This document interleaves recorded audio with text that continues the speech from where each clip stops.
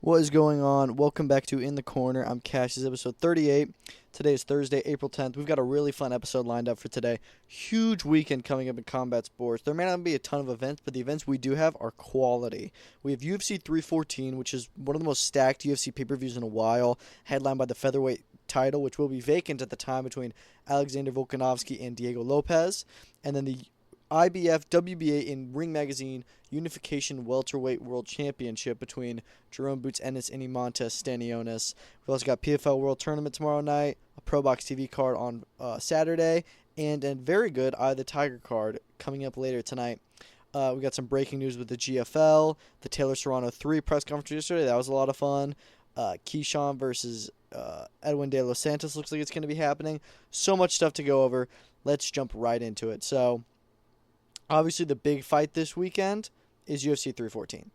And it is looking very, very good. I mean, this genuinely may be the best main card we've had in a long time. Every single fight, I'm, very much looking forward to.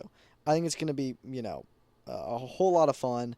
And that main event is definitely quite interesting. So, you have it between Volkanovski, who is, of course, the former champion, one of the best in the division, one of the best to ever do it. He really has been for a long time, a pound-for-pound fighter. And then you have Diego Lopes, who's been rising up the ranks, and he's looked very impressive recently. I think this is a really good fight. With Ilya being the champion, I did think these guys were probably 2 and 3, so I think it makes a lot of sense for them to do this title fight. And the big question about this is, does Volk still have it? And when I say does he still have it, I don't think he's washed at all.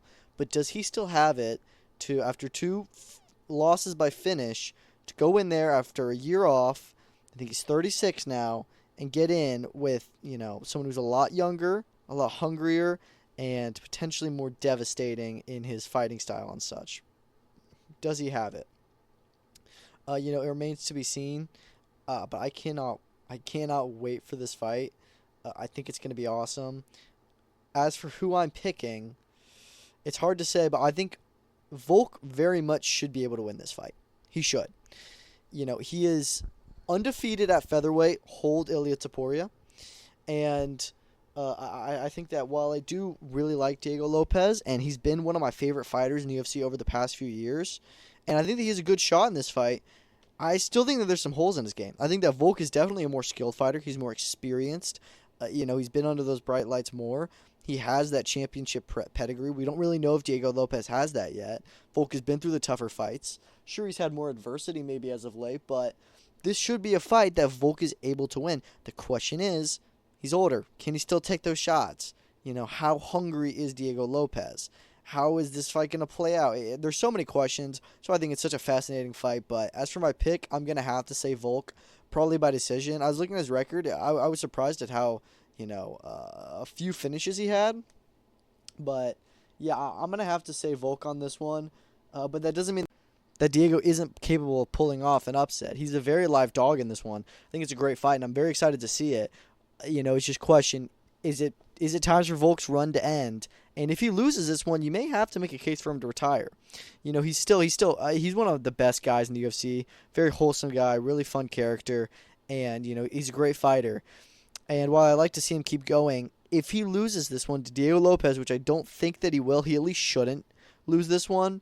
I think it may be time to hang him up. I mean, 3 finished losses in a row is not good.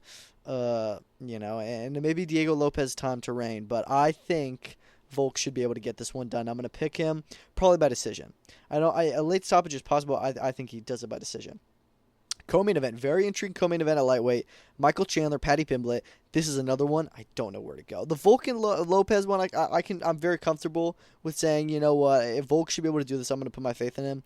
This one, I don't know, because you got Michael Chandler, who hasn't been in the best form recently, but if you look at who he's fought, I mean, it's been very good. He had that big layoff when he was waiting to fight McGregor, but he's fought Oliveira, Poirier, Hooker, Gaethje, all the top guys at lightweight, and Paddy has not. But Paddy's also been undefeated in the UFC.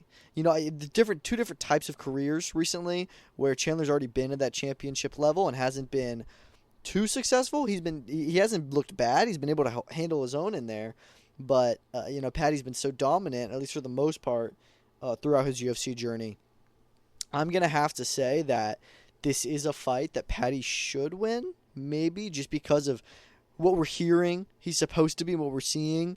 He should be able to take somebody down like Chandler, who probably is on the second half of his career. And, but it remains to be seen because Chandler is by far Paddy's biggest test. And Paddy hasn't looked stellar all the time throughout his career. So I'm going to sit on the fence on this one. It is such a good fight.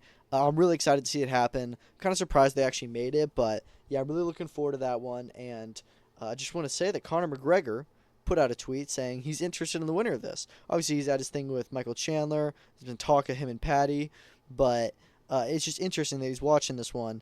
But to be honest, I don't really put a lot of faith into that just because McGregor every week is a new thing. Last week he was retiring. Week before that he was going to run for president of Ireland. Week before that he was going to fight whoever in bare knuckle. Week before that he was going to fight Logan Paul in India. It's just all over the place. You can never tell what he actually wants to do, so it's whatever. We also on the main card, Yair Rodriguez versus Patricio Pitbull. Man, this is a really good fight. And Pitbull was, one of the best guys from Bellator. It's not surprising me at all that they're going to throw him right in with a top 5 matchup at featherweight. And this should be a good one, man. For who I pick, it's hard to say.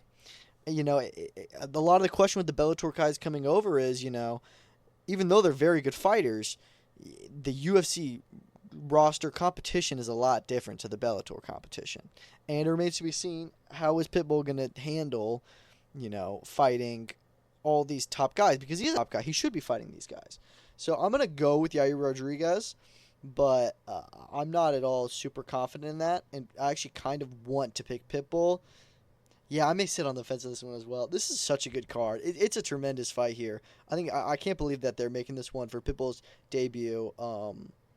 Yeah, part of me wants to say Pitbull, but I just know that debuts don't always go.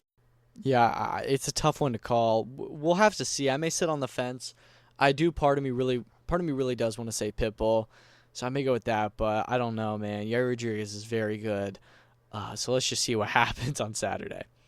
Next fight, Bryce Mitchell, John Silva. Yeah, this one's gonna be good. And I'm definitely rooting for Silva here. I really want to see Mitchell lose after all the stupid stuff he said. I love that UFC said, like, hey, we're not going to drop him, but we're going to put him in tough. But Mitchell is still a very good fighter. I mean, Silva is not. I don't even know if Silva's the favorite in this one. It's a really good fight. Actually, yeah, okay, well, he is the favorite, and I do think that he should be. I think he will win. The Fighting Nerds I think they're undefeated in the UFC. They're tremendous to watch. They're fantastic. And, there's a striker versus a wrestler. If Silva can keep this on the ground, I think he's capable to do something big here, and it would be a great moment, just to see. They've had a great build-up, and just to see Mitchell talk all this smack. Not even talk smack, but just talk about these stupid things. And, really lose public favor. And then to just see him get beat up, it'd be pretty awesome. So I'm picking Silva by stoppage here. And then the opening fight on the main card, Nikita Krylov, Dominic Reyes. Yeah, I'm not really sure who to pick here. It's a good fight, a light heavyweight, number 8 versus number 11. Yeah, I don't know. I think I may say Krylov. I don't know. I don't know if I see Dominic Reyes, running back up the title ladder. It's possible, but we'll have to see. So I'm going to say Krylov, but I don't really know. That's a fence one as well. And then the prelims, this prelims is ridiculous. Danny gave her Sean Woodson. I forgot Danny was on this card. Excited to see that. Yan Jionin, I hope I'm saying that right, and Verna Jandaroba. This is a number 1 contender fight at strawweight, so the winner of this will be, ordered or mandatory, however it works, to fight Zhang Weili for the strawweight strap. Granted, Zhang may be moving up to flyweight to challenge Valentina Shevchenko, which is what I want her to do. I want to see that fight a lot. But, the winner of this they're going to be in a title fight next. Absolutely. It may be for a vacant title if Weili moves up, but it doesn't matter.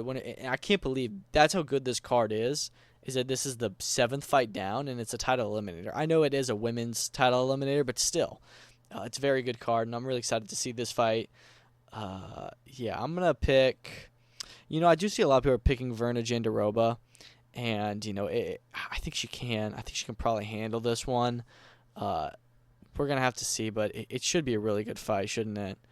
No, I'm excited to see that fight. And then Jim Miller, Chase Hooper as well. Very much old guard versus the new guard. Two great guys. It's hard to pick. I'm going to have to say Chase Hooper, though. And I say it's hard to pick not because Chase Hooper's a minus 800 favorite. It's pretty clear who's likely the favorite and who's going to win this fight. But I just want to see Jim Miller. He doesn't have to get on a title or anything, but I want to see him keep fighting once, twice a year until UFC 400 because I think that'd be sick. But yeah, awesome card coming up on Saturday. Should be a lot of fun. Very much looking forward to that one. And yeah, it should be an awesome night. It feels like the UFC this year, what they've started doing recently is they'll do a huge card like they did with 311, then 312's some good fights on it at the top, and then nothing else. 313 was good, but nothing great. 314 is fantastic. 315 looks like it'll be good, but nothing great. 316 looks like it actually should be pretty good, and then 317 looks like it's going to be insane. So it seems like they're trying to kind of balance out and, not make every card a super card and not make every card, just okay, balanced. They're trying to, balance to see you have some that are okay, and then you have some that are, wow, this card's awesome. And this is definitely on the side of a fantastic card. But let's move over to Atlantic City, where we have the unification at welterweight between Boots Ennis and Eimantas Stanionis. What a fight at welterweight we have here. And this one's hard to pick because I feel like Boots, he hasn't looked too spectacular recently. And I know it's a big weight drain for him, but that Karen Chukadzian fight, he dominated him in the first fight. And then the second fight, he still won clearly. But there were some tough moments there. And I don't know, Boots' his defense wasn't quite on point. And he's in the Stanionis, who can definitely punch. He's not as big of a hitter as Boots is, but still. And, it remains to be seen. I think that this is such a good fight. This clearly is number 1 and number 2 in the division. I'm very much looking forward to it. I hate it's on at the same time as UFC, but, it is what it is. We're going to watch them both at the same time. It should be great. I'm going to have to pick. Oh, man, I don't know. This is a fantastic fight, and I'm really happy that Matchroom is making this one for Boots because he needs unification, but they're picking the one where it's, closer to a 50-50 than him being a big favorite. I'm going to pick Boots, because I feel like all the time we see fighters where we doubt them, we don't think that they're that as they're cracked up to be, and then they show us who they are once they finally get that opportunity. And they've been saying, and I don't know if this is just them selling it, but saying that Boots is the guy that will prove how good he is once he's in there with good competition. And there are fighters like that. Teofimo Lopes, for example, is one of them, who when he fights so-so guys doesn't look his best. Then he gets in there with Lomachenko and Josh Taylor and puts on career best performances. So it remains to be seen. I'm going to pick Boots to win this one. It's going to go the distance. I don't see Boots stopping him, but Stanionis is a very, very live dog here. I think it's a 55-45 kind of fight. So I'm going to pick Boots because I do think it should go his way, but man, I'm not confident. I'm very excited to see that. Co-main event, Ray Savage Ford versus Thomas Matisse. Really good fight. Glad they're giving Matisse a good opportunity after his loss to Rocky Hernandez last year. That was a bit of an awkward one. And, Ray Ford, dude, he should win this fight, I think, for sure. And once he does, he's in title contention. They already said they're planning to put him in with Sugar Nunez because they think Sugar Nunez is going to win his fight with Masanori Rikishi, which I think so as well. That's a fantastic fight. Very much your boxer-puncher and boxer-versus puncher. I'm really excited for it. I'm excited to see Ford again on Saturday. I hope to see him put a little bit more oomph into stuff. I remember his last fight, he dropped his guy in the first round and then carried him the rest of the 10 rounds. And I know he's not the biggest puncher, but still. But I'm really looking forward to seeing this co-main event. I think it's an awesome fight to do in the co-main. It's a good fight for Ray Ford. But after this, I want to see him in a world title fight for sure. I think that he deserves it. The fight with Nick Ball was close. I didn't think it was a bad loss. So he's had 2 fights at 130 after this. He should win on Saturday, but maybe he doesn't, but I think he should.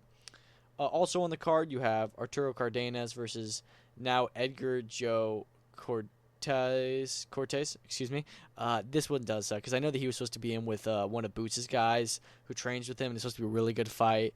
And I noticed that fight seemed to be off BoxRec, and now he's in an 8-rounder with the guy who's 9-7-1. So I'm just seeing this right now. So I'm guessing that fight is now on the before the bell, which I think it should because they should put Shakram Giasov on the main card. He's in with Franco Maximiliano Ocampo. His daughter just passed away recently. Very tragic, and he's still in the ring, which is crazy to me. But he's going to be in a 10-round fight at welterweight. He's mandatory for the winner. He's been mandatory with the WBA for a long time.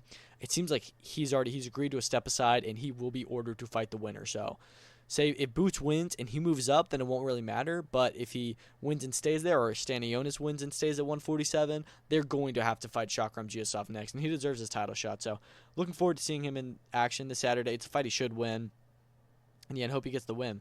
Omari Jones returns on this card as well. Really excited to see him. He had an awesome performance in Orlando. Glad they're keeping him so active. You know, he returns another 6-rounder. And with the 13-5-2 William Jackson, not a bad record for, you know, your second fight. And then you've got some other local guys on the card. Zakeen Moses as well, Shakur's younger cousin. Really good fighter. He's in with the guys 1-3. And 2 of those losses come by knockout, so I'm sure we'll get another one on Saturday. Really good card in Atlantic City. Very much looking forward to this. Should be a really fun night of fights. Okay, let's move on to, let's talk about the PFL. Because PFL, man, they've had a lot of changes to the card already. I mean, it's wild how much this card has changed. So we know the main event was supposed to be Talia Santos. She got injured, and then got moved to Higo versus Reddinghouse. Reddinghouse is out. They brought in what's his name? I see Marcirli Alves, who's an alternate, to now fight Leandro Higo in the main event. So that's pretty cool for him. He gets bumped up to the main event after fighting. I don't even know if he's meant to fight on the card, but I mean, everyone has just gotten pushed down on the card, or pushed around and stuff. It's so crazy. Co-main event will be Liz Carmouche versus Ilara Joanne, and that'll be a women's flyweight. I don't know. I'm excited because I think that the last event was really good. I think this is a weaker lineup than the the welterweights and featherweights we had last week. This one is bantamweight and women's flyweight. There should be some okay guys and girls on this card, but I don't know. Nothing I'm too excited for. I don't know if we're getting any alternate fights now, just because everything's been called. They've had to use all their alternate fighters. It's crazy how bad luck they've been having. It seems like this week alone, they've had a lot of pullouts.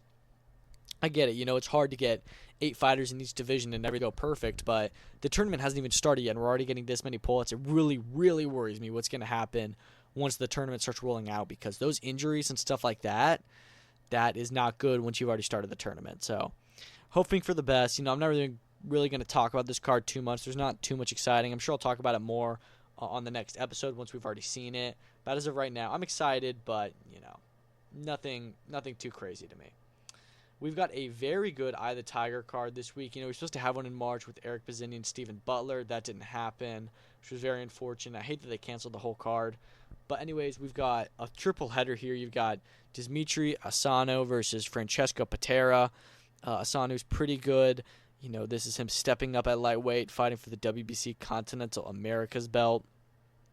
He already holds this belt and is just making a defense of it, and that'll be the main event. That should be pretty good. Co-main event will be Mary Spencer versus Oglita Suarez for the full WBA Super Welterweight World Championship. Spencer was the interim champion in a fight that I actually thought that she lost. But anyway, she holds that belt. It's now been elevated. This will be a full world title fight, so great that Eye of the Tiger's putting that on. I'm excited for that. And then you've also got Christopher Guerrero stepping up against Oliver Quintana in a 10-rounder for another WBC Continental Americas belt, this time at welterweight. So really good little 3-pack of fights there to headline it. John Arobio returns. He's one of the best prospects right now in boxing, or at least Canadian boxing. Alexander Gamont's pretty good. Moreno Fendero has had some crazy knockouts recently. Everyone remembers the one in October.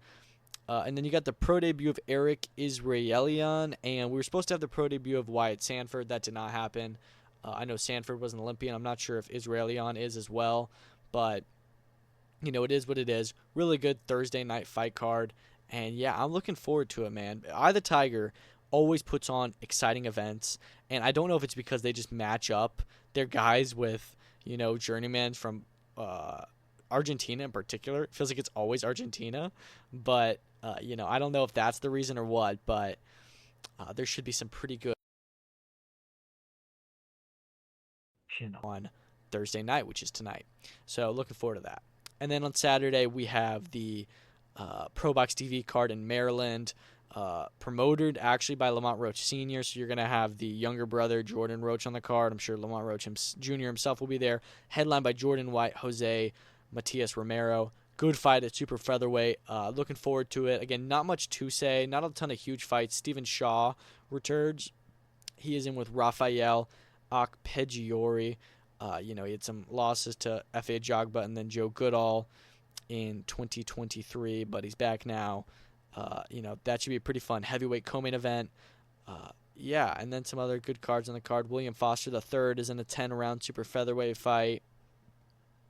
Some good prelims. They call it future stars on Pro Box, but some good prospects. Like I mentioned, Jordan Roach, David Whitmire is another one I know. There should be some fun fights. Pro Box is another one of things you just kind of turn it on and see who's fighting. This isn't one of their bigger cards. Next month, we get a really big card with Erickson Lubin versus Ardrell Holmes Jr. That should be awesome. But this one looks like it should be pretty fun. Yeah, I'm looking forward to it. Okay, that's all the action coming up this weekend. Let's head into some news, and I cannot wait to talk about this. The GFL has canceled their first 2 events. So as you know, GFL took a very ambitious start to their promotional journey, signed a ton of huge names, former UFC champions, really big superstars, paid them multi-million-dollar contracts, don't even have a broadcast deal set up yet. And they announced just last week that they're going to hold their first 2 events in California and Los Angeles, May 24th and May 25th. So Saturday and Sunday doubleheader. And since then, last night we found out via Area Hawani that those events are now canceled or postponed, but, with no official release return date. We do hear that they're looking at June is when they're planning on trying to come back. So not like a terrible turnaround or anything, but I also know that they were planning other events for June, apparently in New York. We'll see if it's still New York. We know it probably will not be in California, as I believe some of the issues relating to this were with the commission, possibly.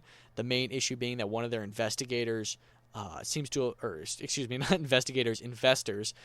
have maybe pulled out or, not paid on time. And so something's going on, but yeah, this sucks to see, but I kind of called it. I think that I thought they would at least have a few events. But, they took a very ambitious approach. And when you look at the promotions that have done it right, like UFC and BKFC and stuff like that, they started from the bottom. They started with very small events, worked their way up. They didn't sign a ton of guys and just say, we're going to pay our way to the top. No, you can't do that. You have to work your way up and earn those guys. So, we'll see what happens. But I don't see GFL making it out of 2025. And I do feel bad because they've been working for a really long time. Remember, they announced GFL initially like 3 years ago and didn't officially launch it until just recently because they were just spending so much time trying to get it all perfect, trying to get all these fighters to get a huge launch. So we're going to see what happens. It's a developing story, but I don't think GFL – I think that they may get to the first event, but I'm not even confident in that. We'll see. It's way too ambitious to come to fruition. Keyshawn Davis, Edwin De Los Santos is now on for June 7th in Norfolk. So I love they're going back to Norfolk. The June 7th date we already knew. It was June 6th or 7th. We thought it was going to be in New York. I like it being in Norfolk. They did a great crowd there last time. It was an awesome event. And hopefully we get to see DB3 back in action altogether. But it's just so weird. It seems that, Edwin backed out of the fight, said that they weren't paying him enough. And I'm guessing that Top Rank either ponied up, or what I'm also hearing is that Edwin just took the offer. We did hear Edwin say that they offered him $200K, and then somebody else said they offered at least $400K. So it's not really sure what's going on, but it seems like Edwin's taking an offer that he's happy with. He should be happy with any offer. He's getting a world title shot after a year and a half out of the ring, off of a loss. He's getting offered a world title shot and a few $100,000 on top of that. Just take it. It's a really good first defense for Keyshawn. I think it's a fight he should totally win, but it's a tough defense, so I'm really happy to see it. And this, I'm sure, will get announced soon, and I'm really looking forward to seeing this because I'm a big fan of Keyshawn. Okay, let's talk about this Katie Taylor, Amanda Serrano 3 press conference, and boy, was it awesome. See, we weren't really sure if it was going to be, they've had 2 fights together and never had any big beef, but, I wasn't sure how much they'd really go at it, and there was some interesting debate. We'll talk about that, but let's first talk about their new signings. So they also announced yesterday some signings. Jennifer Miranda, who will be fighting Alicia Baumgardner in the co-main event for the undisputed titles. And then you got Ellie Scottney, who is the, I think she's the IBF, the WBO, and the IBO and the Ring Magazine champion. I think all of those. That's interesting. She was with Matchroom for a while, and it seems like she's left them. Shredda Metcalf as well, who is the IBF champion at 118 pounds. I forgot to mention Scottney is the unified champion at 122. And then Elizabeth Oshoba, who's apparently a very good prospect at featherweight out of Nigeria. So some really good signings there. MVP has totally taken over the women's game. We knew they were doing a big event here, but they've got so many fantastic fights on that card, which we'll talk about in a minute, plus all these other fantastic female fighters, other world champions that they could honestly put on another event and it be, totally work out. So I'm guessing this is on the prelims, but you got Tamtha Bolt, who's a fantastic prospect they've had for a bit now, versus Mary Casamassa, who is, I think, mandatory with like 2 or 3 of the sanctioning bodies. She's undefeated as well. This is an 8-rounder with 3-minute rounds because Tamtha Bolt likes to fight in the 3-minute rounds, which I love. And, we'll talk about that more in a bit, but really big step up for Tamtha Bolt. I think she's a fantastic fighter, and I think that she will be in world title conversations by the end of the year. She's really fun to watch. And she's at middleweight, I believe. Then we've also got, they announced Dina Thorslund versus Shredda Metcalf. So they've signed both of these fighters now to the promotion, and they will be fighting in a, I think it's a WBC, what is it? I think Thorslund is the WBC and WBO champion, and it looks like Metcalf is the IBF and maybe even, and maybe the Ring Magazine champion. They have that on the poster. Oh wait, no, that's on all the posters. Excuse me, but I think that Thorslund has at least one of the belts.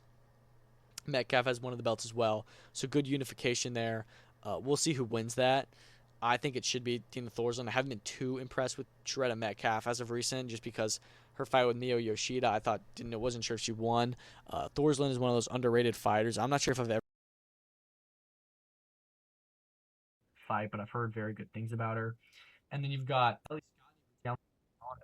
now, they did not sign Mercado, but she's the WBC champion, I know, and so she's unifying with Scottney at 122. Fantastic fight there. Scottney's probably the number 1 fighter at 122 pounds, and it seems like they're going to try and get her to undisputed, which they should. They're giving her an extra big push. Really looking forward to that. She's a fantastic fighter. And, man, just what a card. They've got 4 world title fights on that main card, all of which are either undisputed or unification matches. Just awesome stuff. They really are taking over the women's game. They run women's boxing straight up. They do. And they got some conversations there. So Katie Taylor and Amanda Serrano actually into a bit of a heated argument. And so this argument was over the 3-minute round debate. So if you remember in the lead up to, if we do a trilogy, do you want to do 3-minute rounds? And, Katie Taylor said, yeah, sure, if we do a trilogy, and they shook on it. Now, Katie's now saying, oh, well, I'm the champion. I get to choose. You don't get to call the shots. And Amanda's saying, you shook on it. And Katie's like, oh, I thought that was if you won, which you didn't. And then she's saying, oh, you tried to make it trying to call this a robbery. You're being ridiculous. And they had some really good banter up there. I was like, oh, it's got some spice to it now because they fought twice. Katie probably doesn't want to keep on fighting her because they're tough fights, and she feels like she's already beat her twice. Amanda feels like she's gotten the short end of the stick twice now, which she certainly did in the second fight. That was a robbery. And then Amanda comes out in head guard, making fun of Katie's headbutts in the second fight and acting like she's getting wobbled. Just awesome stuff. I'm really, really excited for this fight. Just watching that press conference, I was like, man, this is going to be awesome. It's going to be a great event. July 11th at MSG. It's going to be sold out. They also said that they already sold more revenue in 24 hours than they did for the first event in total when they fought there 3 years ago, which is crazy because they sold it out. I guess that's just inflation or higher ticket prices, but man, it's nuts. Yeah, I'm really excited to see that one go down this summer. Jake Paul says he's supposed to have a fight announcement next week. He was asked about Gervonta Davis. He said that the Gervonta Davis fight was close to being done and that they were it was scheduled. But, he had his fight, he had his draw with Roach, and he's now, ready to, he says he's got to get that done, and then they're going to revisit it. I can't believe that Jake has had 2 massive fights with probably the 2 biggest moneymakers in the sport in Canelo and Tank, and they both fall through. But just the fact that he was close at all, and then he's also potentially going to fight AJ next year, it's just nuts. I can't believe actually getting these opportunities, but you know what? He made them for himself, so fair play. As for who he fights next week, I really have no idea. I hope it's Tommy Fury or someone like that. Maybe Julio Cesar Chavez Jr., but I don't really have a lot of interest in the Tank fight. Jake's way bigger than that. It's just kind of stupid to me. What happens next with that announcement? So, following up on the Bivol Beterbiev stuff from earlier this week, Mauricio Suleiman says that Bivol turned down $8 million offer to fight Benavidez, and then Eddie Hearn responded to that and said that Bivol made more than $8 million in both of the Beterbiev fights, and they were contractually obligated to His Excellency, whatever he wanted to do. Turkey wants to do the trilogy now, and so they're going to follow that. So, it's interesting that Mauricio Suleiman is so bitter about Bivol vacating the WBC title and not ducking Benavidez as he's trying to make it seem, but he's so okay with Canelo holding that belt hostage and not fighting Benavidez. So a little bit weird there. I guess one of them makes more money for him. Anyways, UFC 318 is looking to be, apparently it's set to be in New Orleans. Dustin Poirier, Max Holloway. This will definitely be for the BMF because we know the UFC likes to have a title main event for their pay-per-views, and this is one that you can do, and it doesn't need to be a title fight, but they'll throw the BMF on there. Max Holloway is the champion anyways, and this is Poirier's retirement fight. They wanted to do a big fight for him in New Orleans, and he may be a little bit too big to just do a fight night, especially when you do want to do a big fight like Holloway. It's a fantastic fight. Makes a lot of sense for both. Holloway is coming off of, they're both coming off of finished losses. Holloway's first true fight at lightweight, without bouncing up and down. And yeah, I'm really looking forward to that. I hope that happens because that's a war, man. That's an awesome retirement fight for Poirier. And then you got Moses Atama versus Mike Balogun, who's 21-1 on May 24th. I'm kind of disappointed in this. Actually, I'm actually very disappointed. So it seems like Moses Atama, they were talking about doing, the world title rush, which I'm okay with them not rushing to that for him.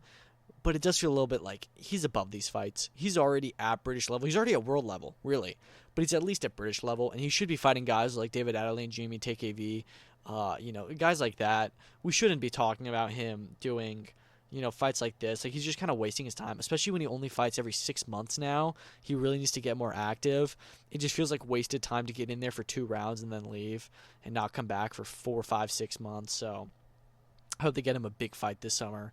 It doesn't have to be a world level opponent, but somebody like let's do the winner of Adelaide and TKV because we just heard the BBB of C is doing an immediate rematch. Yeah, this is the right thing to do. They really should order an immediate rematch because it was just so controversial. They shouldn't call it a no contest, but they should allow TKV to right what happened, and I think that's the right call.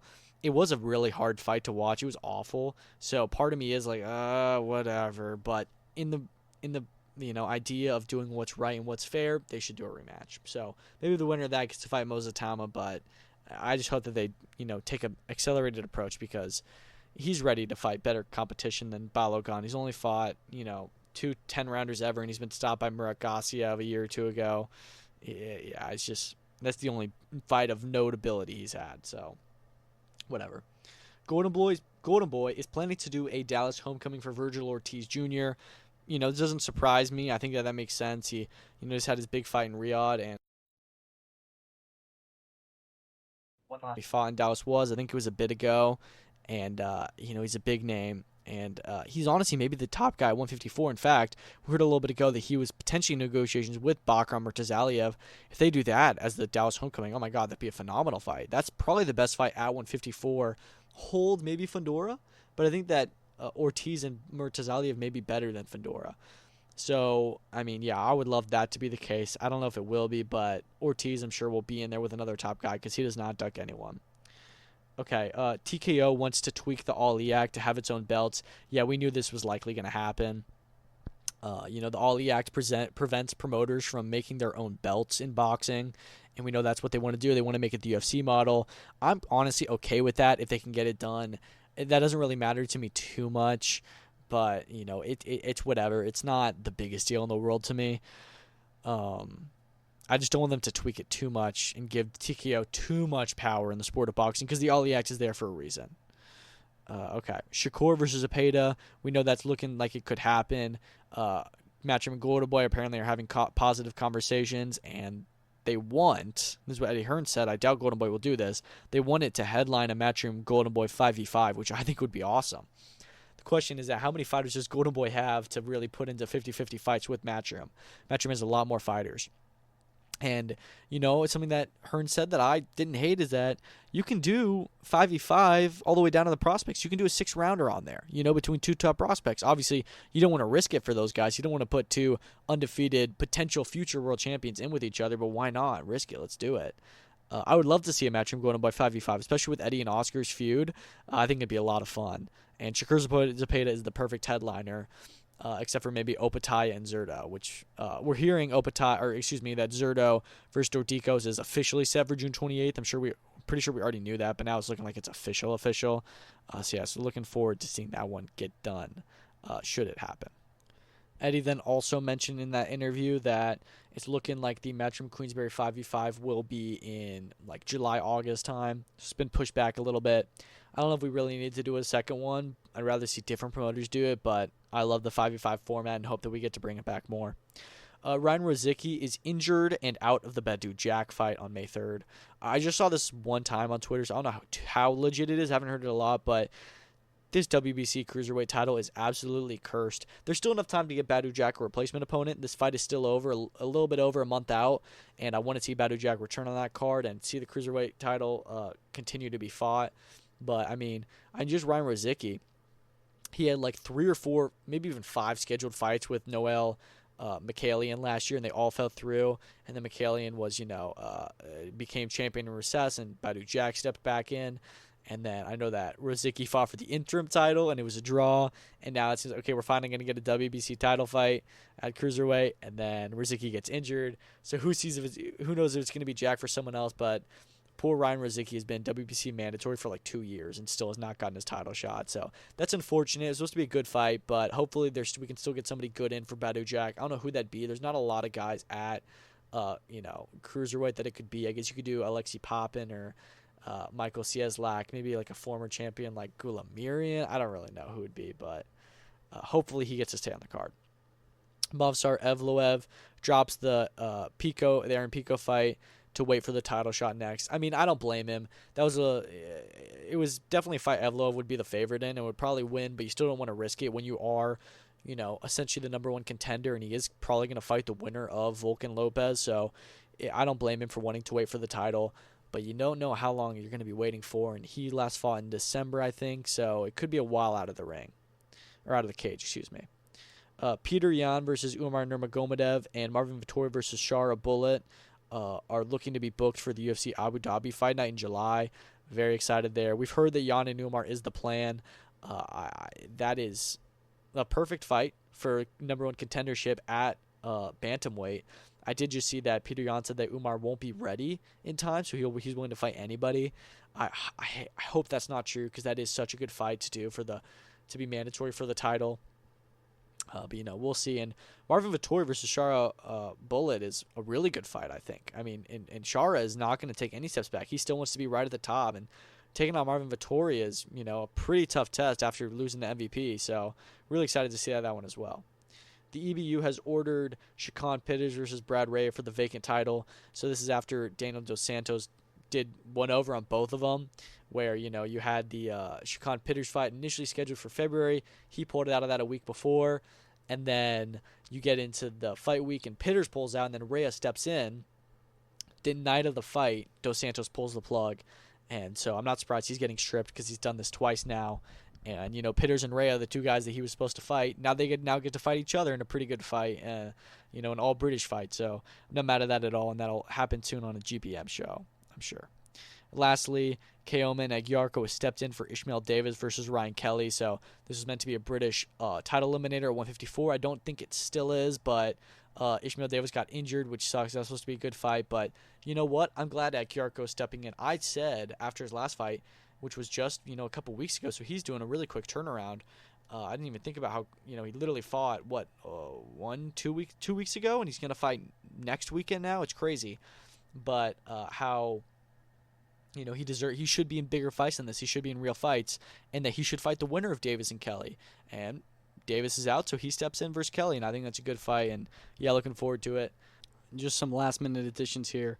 I'm seeing that Top Rank and PBC have jointly requested, and they've also been granted an extension with the WBO to reach a deal for their fight. So it seems like this is actually going to happen. April 25th is the new deadline. I really hope they get this done. I was worried this fight wasn't going to happen for whatever reason, but it looks like it's going to happen, which is awesome. It's a fantastic fight at 154, and yeah, really good one. So looking forward to that. And I just want to see that Ariel Helwani is going to war with PFL on Twitter after they got mad at him for, using PFL as a comparison to the GFL situation, and he's just like 10-6ing them. It's crazy. I'm not going to read it out, but Don Davis and now Campbell McLaren, he's just like ripping them to shred, and man, it's awesome. And then also, talked about the match from Queensberry 5v5. I just remembered that apparently Josh Taylor, Jack Catterall could be the headliner for that in a trilogy. I was a little bit surprised to hear that, but, I guess Catterall could be moving up to 147 as well. And and we know that Matchroom's working on a fight for him in the summer, but man, that'd be pretty crazy. They are one apiece. Obviously, most people think that Catterall is up 2-0 now, and it would make some sense, but yeah, that'd be pretty crazy to do a trilogy like that. Especially Catterall coming off this loss and Josh Taylor probably coming off a win against Echo Esman, but you never know. That'd be awesome. Really exciting stuff coming up soon. I'm hopeful to hear more about this 5v5 talk. We know they're going to talk about it this week at Eubank Bend. Excited for it. That's all I've got. Very much looking forward to the fights this weekend. Hope everybody else enjoys them. I'll do an episode on Sunday where we break down UFC 314 and Boots Stanionis, whatever happens at both those events and everything else. So enjoy the weekend of fights. It's going to be a good one. Thank you so much for listening, and peace out.